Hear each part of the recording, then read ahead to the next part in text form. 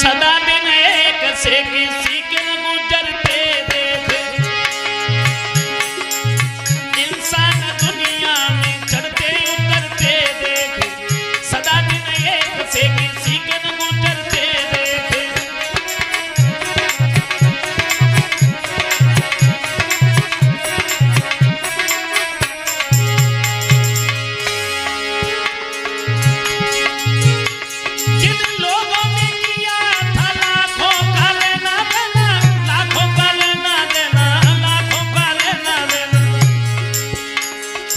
जिन्हें यही नहीं मालूम था कि हमारे खजाने में कितनी दौलत है, बैंक में बैलेंस, गाड़ियां, बंगले, नौकर, और तब ये सोचते थे कि मैं कुछ हूं, मैं कुछ हूं।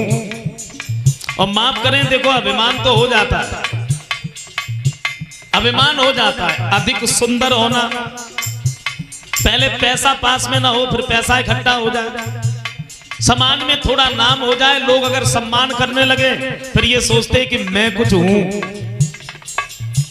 लेकिन मेरी समझ में तो ये आ रहा है, अगर कोई ये कह रहा है कि मैं कुछ हूं, समझ लो वो कुछ है ही नहीं। और चाहे धनवान सही, चाहे बलवान सही, विद्वान सही, कोई सही, और जिसकी जुबान पर मैं शब्द आ गया, समझ लो वो गया, उसे कोई बचाने वाला नहीं। चारों तरफ की बातें छोड़ो, हम लोग यहाँ पंडाल में बैठे हैं, यहीं की बात कर लो। अगर हम लोग यहाँ बैठे बैठे ये कहें कि मैं कुछ हूं, तो हम हैं क्या? जरा गौर से सुनना मेरी बात।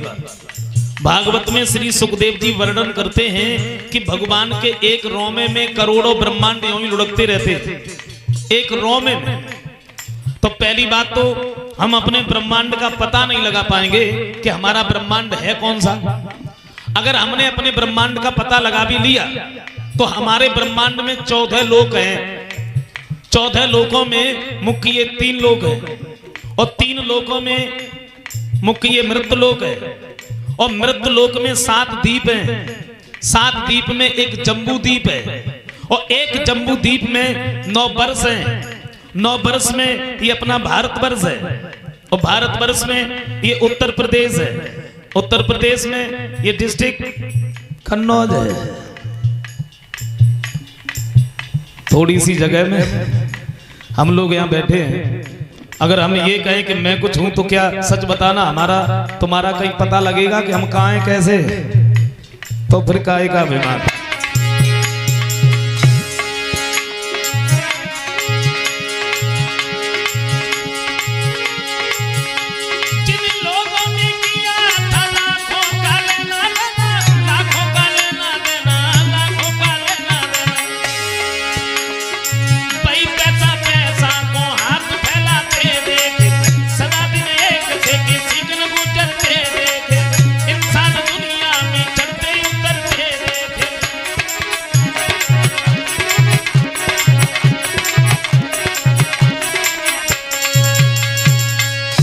महाराज हरिश्चंद्र ने काशी की गलियां साफ की हैं, और काशी की गलियां साफ करके ये वहां से मेहतर के नजदीक पहुंचे हैं।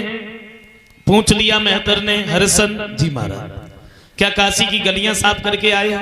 जी। तो कोई बात नहीं, ये तुम भोजन कर लो, उसके बाद में हम तुम्हें दूसरा काम बताएं। महाराज हरिश्चंद्र भोजन करने बैठे थे,